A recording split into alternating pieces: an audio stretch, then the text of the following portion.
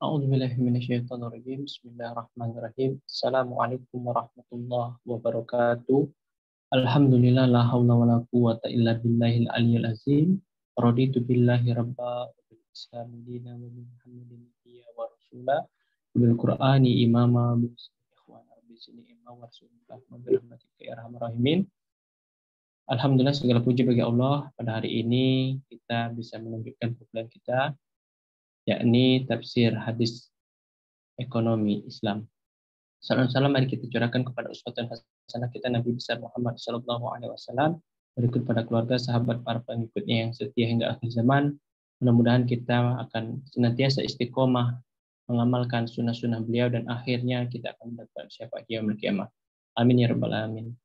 Baiklah para mahasiswa yang dirahmati Allah Subhanahu wa taala, kita masuk pada perkuliahan kita pada hari ini. Insyaallah kita akan bahas terkait dengan intervensi pemerintah dalam mekanisme pasar, pun juga terkait dengan distribusi, dan yang menjadi poin khusus ataupun poin utama kita adalah apa hukum dari ikhtikar atau penimbunan dalam ekonomi Islam. Baiklah, saya akan mencoba untuk memberikan gambaran ataupun PowerPoint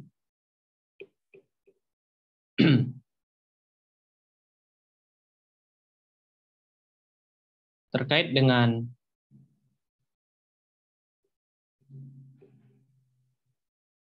intervensi pemerintah dalam mekanisme pasar. Tentu yang paling fenomenal memberikan pandangan terkait dengan mekanisme pasar ini, yakni ilmuwan Muslim, cendekiawan Muslim yang bernama Ibnu Taimiyah. Beliau memandang perlu keterlibatan ataupun intervensi, baik itu suatu negara dalam aktivitas ekonomi, khususnya dalam rangka melindungi hak-hak, baik itu hak secara penjual maupun pembeli atau konsumen. Hak rakyat, hak masyarakat itu harus dipentingkan. Maka dari itu adanya intervensi ataupun keterlibatan pemerintah terhadap baik itu harga pasar, harga eceran terendah ataupun harga eceran tertinggi, itu harus ada intervensi dari pemerintah itu sendiri. Kemudian yang kedua, terkait dengan tujuan dari intervensi pemerintah ini adalah tak lain dan tak bukan dalam menghapuskan kezaliman. Apa itu kezaliman? Ya, yang tadi yang saya sampaikan, bisa jadi kalau dilaksanakan di lapangan banyak sekali didapati bahwa banyak para penjual yang memberikan harga yang tidak sesuai dengan sewajarnya. Nah, maka ada intervensi pemerintah penting untuk menekan laju peningkatan harga yang sangat-sangat besar. Dengan adanya intervensi, maka harga itu sesuai dengan mekanisme pasar yang berlaku saat itu. Jadi normal seperti itu. Kemudian selanjutnya tentang peranan lembaga Hisbah atau lembaga pengawasan pasar. Kalau di pasar saya yakin dan percaya bahwa ada UPTD. Jadi kalau di pemerintah Indonesia kita khususnya ada namanya UPTD pasar. Jadi itu yang memang menaungi mengawasi mekanisme pasar, mengontrol situasinya, apakah harganya itu terlalu melonjak atau terlalu murah, itu akan dikontrol oleh pemerintah. Nah, ini selaras dengan pemikiran Ibnu Taimiyah bahwa perlu pemerintah mengontrol, mengawasi situasi harga yang terjadi saat itu.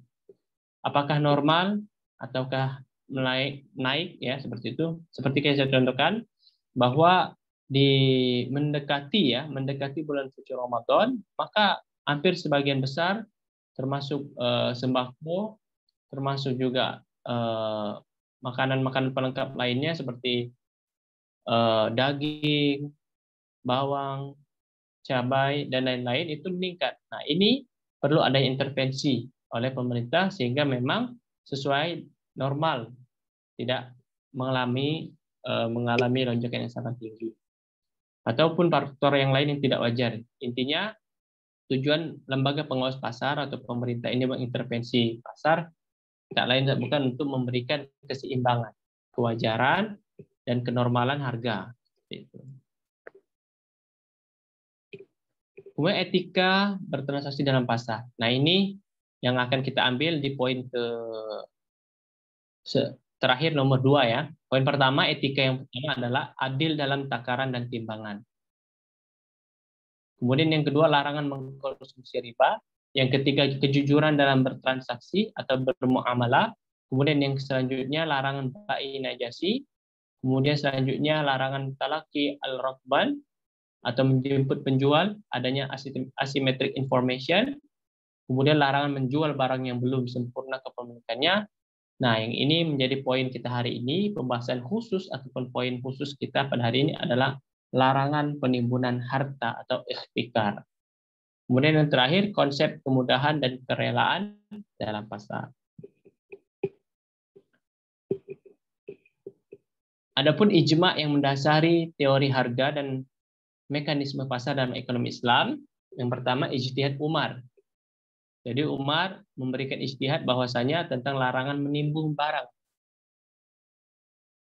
Karena pasti kalau kita lihat realisasi di Indonesia khususnya, mungkin kita di Kabupaten Muara Enim, sempat beberapa sebelum kita masuki Ramadan ya, sebelum kita masuki Ramadan itu sempat terjadi isu ataupun beredar kabar bahwasanya gas yang 3 kilo ya, yang warna hijau itu mengalami peningkatan yang sangat drastis, bisa mencapai 40 sampai 50 ribu, padahal umumnya normalnya harganya 23.000 sampai 25.000. Nah, ini dalam ijtihad Umar tidak diperbolehkan karena akan mempengaruhi harga pasar kalau ada namanya penimbunan. Itu semua terjadi karena memang ada yang menimbun. Jadi disengaja di pasaran tidak ada, dikosongkan, seolah-olah tidak ada, tapi ada beberapa orang pemain yang mungkin mencoba waktunya tiba, seperti Ramadan tiba, maka barang itu sudah langka, maka wajar kalau dia memberikan harga mahal. Tapi dalam konsep Islam tidak boleh menimbun barang apapun itu, khususnya sembako ataupun barang-barang lainnya. Maka dia sangat-sangat dilarang. Ini ijtihad dari Umar.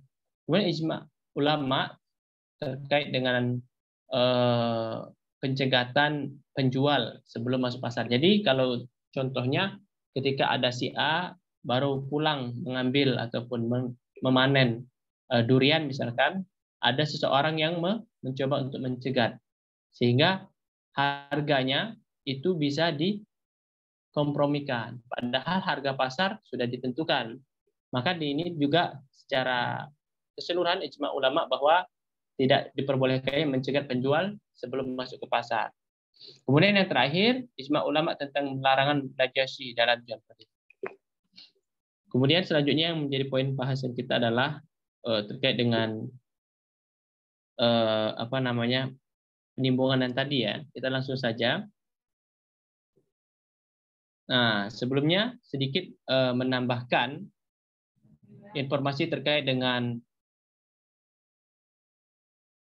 landasan dari pelarangan atas intervensi sebenarnya. Namun akan tetapi ini harus kita sinkronkan apakah selaras dengan keadaan sekarang atau seperti apa. Jadi kalau kita lihat terkait dengan pelarangan Nabi atas intervensi harga karena harga yang terjadi masih berjalan normal. Nah, ini kalau misalkan terjadi normal. Jadi pemerintah seyogyanya tidak dianjurkan untuk memberikan intervensi. Akan tetapi sebaliknya, kalau di pasar itu memang sudah tidak kondusif, menjual harga tidak sesuai dengan normalnya, maka pemerintah harus untuk memberikan intervensi. Nah, ini termaktub di Quran surah An-Nisa ayat 29, ya ayyuhallazina amanu taqullah, ya ayyuhallazina amanu amwalakum bainakum bil batil illa an takuna tijarah antara dimikum wala taqulu anfusakum innahu lakana bikum rahimah. Terkait dengan ini juga kita sebagai hamba Allah yang beriman diperbolehkan kita berjual beli, tapi kita tidak diperbolehkan dalam bermuamalah yang batil. Jangan melakukan transaksi dengan jalan batil. Maka inti dari pembahasan ini adalah bahwa tidak berarti adanya intervensi, melainkan tujuannya untuk mewujudkan kerelaan mencegah terjadi tidak kezaliman.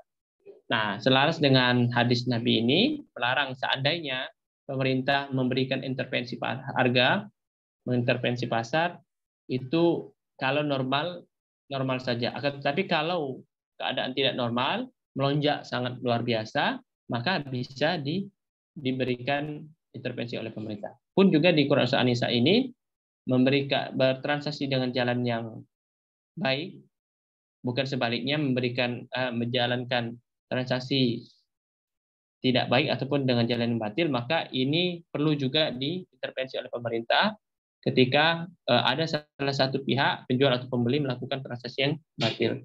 Maka sebenarnya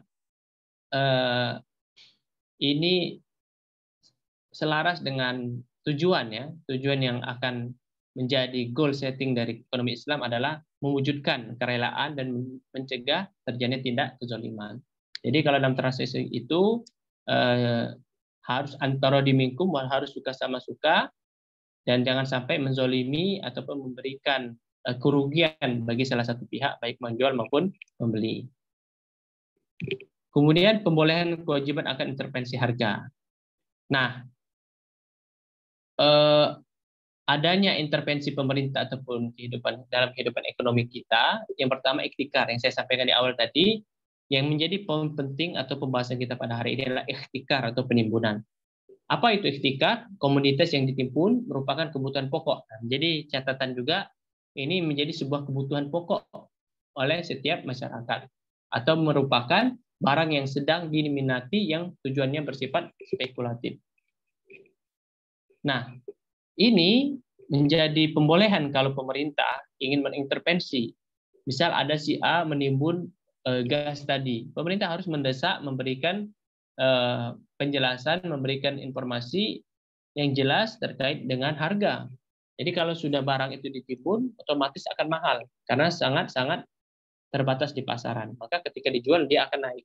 Maka dari itulah pembolehan atau kewajiban pemerintah untuk memberikan stabilitas harga. Jadi ikhtikar ini sangat dilarang dalam Islam, sehingga sangat disarankan ketika memang akan ada suatu momen seperti Ramadan, janganlah kita memberikan sebuah planning, rencana untuk menimbun beberapa produk, beberapa kebutuhan pokok, sehingga memang sangat jarang di pasaran, sehingga ketika pada hari hanya Ramadan itu harga semakin mahal. Nah, ini tidak diperbolehkan. Jadi kita membeli, menyetok barang sesuai dan sewajarnya saja. Kemudian ada juga kewajiban intervensi harga dengan saddu al-zorai atau mencegah terjadinya kerusakan.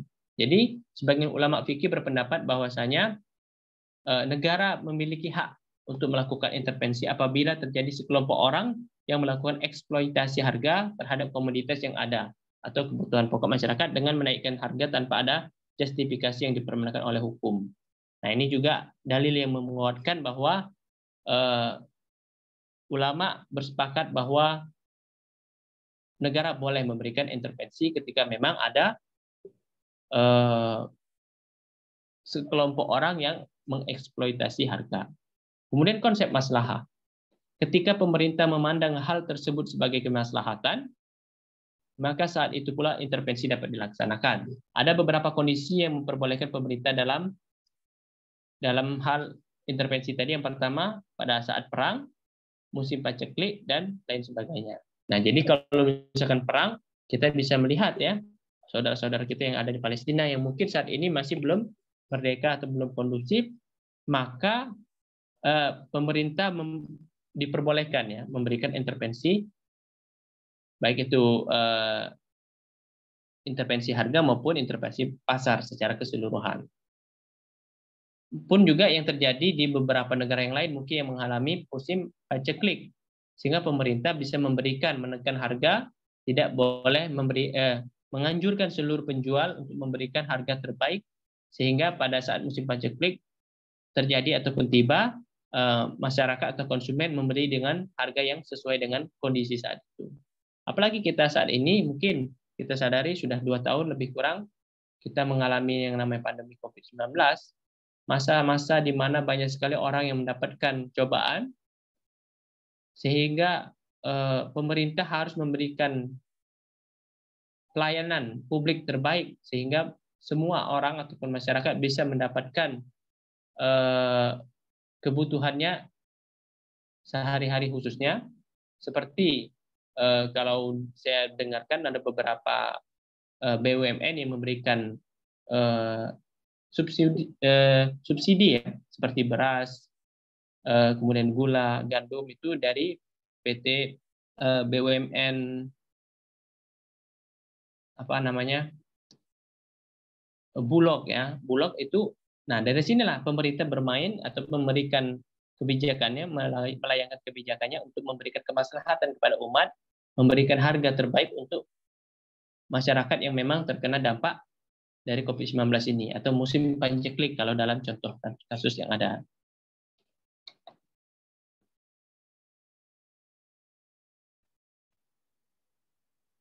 Jadi ini sedikit yang saya sampaikan terkait dengan pembahasan kita pada hari ini. Yang menjadi poin penting kita adalah tadi adalah ikhtikar, di mana ikhtikar ini sebuah penimbunan yang dilakukan oleh orangan atau perseorangan ataupun kelompok, di mana dia menimbun barang yang menjadi primadona di masyarakat, atau seperti gula, kemudian sagu atau beras, atau semuanya yang diminati oleh masyarakat. Nah, ini tidak diperbolehkan oleh Islam. Maka dari itu kita sebagai hamba yang beriman, sebagai warga negara yang baik, harus menjadi seorang pelaku pasar atau penjual yang memang tertib secara administrasi hukum dan juga secara keagamaan. Kita harus setidaknya menghindari hal-hal yang tidak diperbolehkan dalam Islam. Wallahu a'lam bishawab. Assalamualaikum warahmatullahi wabarakatuh.